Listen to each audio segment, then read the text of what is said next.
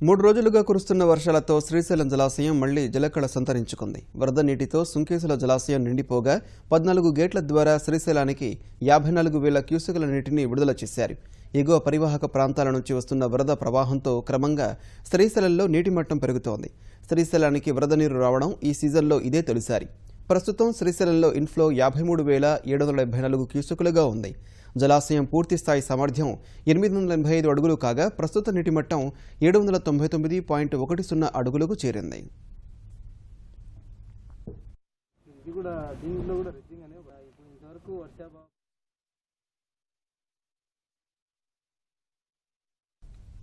గోదావరి జలాలు మరికొద్ది రోజుల్లో కృష్ణమ్మ ఒడికి చేరనున్నాయి. నదుల అనుసంధానాన్ని ప్రతిష్టాత్మకంగా తీసుకున్న ప్రభుత్వం తొలిదశలో పట్టిసీమ ద్వారా గోదావరి నీటిని కృష్ణకు తరలించే కార్యక్రమం చేపట్టింది. పట్టిసీమ పూర్తి కావడానికి కొంత సమయం పడుతున్నందున తాడిపూడి ఎత్తిపోతల ద్వారా గోదావరి నీటిని కృష్ణాకు తరలించే కార్యక్రమం చేపట్టింది. పశ్చిమ గోదావరి జిల్లా నుంచి గోదావరి నీటిని పోలవరం కుడికాలువ ద్వారా కృష్ణానదికి తరలించేందుకు ప్రభుత్వం 1,400 కోట్ల వ్యయంతో పట్టిసీమ చేపట్టింది. యుద్ధ ప్రాతిపదికన పనులు చేస్తున్నా ఇది పూర్తి కావడానికి కొంత సమయం పడుతుంది. కృష్ణా డెల్టాలో తాగునీటికి ఇబ్బందులు తీవ్రమైనందున పట్టిసీమ పూర్తయ్యేలోగా 4 పంపుల ద్వారా దాదాపు 2,800 క్యూసెక్కుల నీటిని తరలించాలని భావించారు. పట్టిసీమ ఇంటెక్స్ వెలుసు పూర్తి కాకపోవటం, మోటార్లు సకాలంలో రాకపోవటం వల్ల నీటి పంపిణీ వీలు కాలేదు.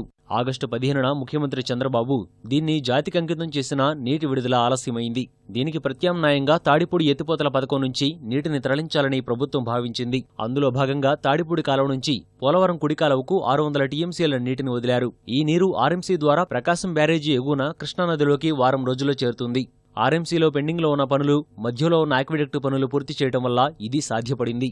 మన తరం చూడదేమో అనుకున్నటువంటి ఒక స్వప్నాన్ని ఈరోజు చంద్రబాబు నాయుడు గారి నాయకత్వంలో మరి ఈ ఒక్క సంవత్సరంలోనే నీళ్లు నడిపించే విధంగా ఈరోజు తాత్కాలికంగా తాడిపూడి రైతాంగాన్ని వాడుకోంగా మిగిలినటువంటి ఏమైతే నీరుందో ఆ నీరు తీసుకుని వృధాగా సముద్రంలో పాలవుతున్నటువంటి నీరుని ఈ రైట్ మెయిన్ కెనాల్ ద్వారా కృష్ణా నదికి అనుసంధానం చేయడం జరుగుతుంది.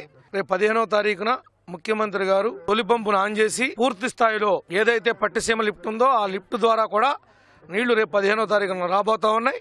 గోదావరి నీటిని పట్టిసీమ ద్వారా కృష్ణాకు తెచ్చే పనులు శరవేగంగా సాగుతున్నాయి. పట్టిసీమ 8 బావుల్లో ఒక బావి పనులు దాదాపు పూర్తయ్యాయి. సెప్టెంబర్ 15న పంపుల నుంచి నీటిని 4 కిలోమీటర్ల దూరంలోని పోలవరం కుడి కాలువకు విడిచిపెట్టేలా ప్రయత్నాలు చేస్తున్నారు. ప్రస్తుతం కృష్ణా డెల్టాలో సాగునీరు లేక భూములన్నీ బీళ్లుగా మారాయి. పోలవరం కుడి కాలువ ద్వారా పట్టిసీమ నుంచి గాని తాడిపూడి నుంచి గాని కనీసం 1,500 క్యూసెక్కుల నీటిని తరలించి ఈ ఖరీఫ్కు సాగునీరు అందించేందుకు కృషి చేస్తున్నారు. వీటితో పాటు పోలవరం కుడి కాలువకు మధ్యలో పిల్ల కాలువలు తవ్వి పశ్చిమ గోదావరి జిల్లాలోని మెట్ట ప్రాంతాలకు సాగునీరిచ్చేలా ప్రతిపాదనలు తయారవుతున్నాయి.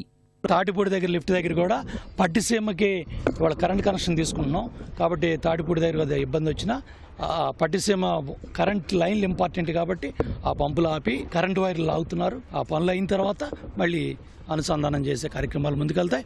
మొట్టమొదటిదే 350 క్యూసెక్కుల పైగా మొదట ఒక్కొక్క పంపు ఉంటుంది. 8 పంపుల దాకా ఈ సీజన్లో పెట్టాలి, నీళ్లు తీసుకోవాలనే లక్ష్యంతో ఏజెన్సీలు ప్రభుత్వం పనిచేస్తోంది. ఈ ఖరీఫ్లో కృష్ణా డెల్టాకు గోదావరి నీరు అందించే ప్రయత్నం విజయవంతమైతే కరవు నుంచి కొంతైనా బయటపడతామని రైతాంగం ఎదురుచూస్తోంది.